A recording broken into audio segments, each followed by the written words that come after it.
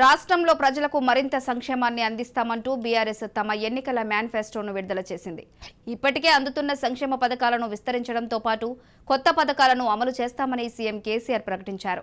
పేద మధ్యతరగతి వర్గాలకు, రైతులను, మహిళలను ఆకట్టుకునేలా ఆసరా పెన్షన్ల పెంపు, తక్కువ ధరకే సిలిండర్, సౌభాగ్యలక్ష్మి పథకం, జీవిత బీమా, ఇళ్ల స్థలాల పంపిణీ, రైతు బంధు సొమ్ము పెంపు వంటి హామీలు ఇచ్చారు.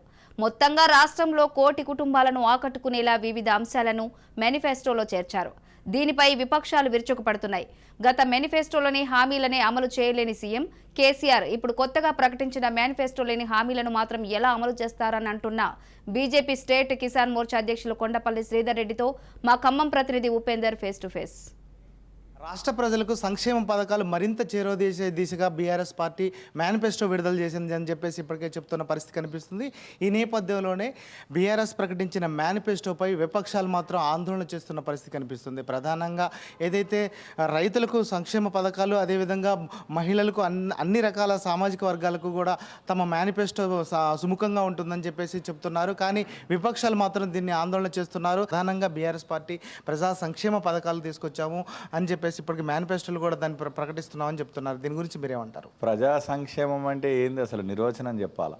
ఉమ్మడి ఆంధ్రప్రదేశ్లో 10,000 కోట్ల రూపాయలు ఉన్నటువంటి మద్యం ద్వారా వచ్చే ఆదాయం ఇవాళ తెలంగాణ ఏర్పడ్డ తర్వాత 40,000 కోట్లకు మద్యం ఆదాయం చేరడం అనేది సంక్షేమం.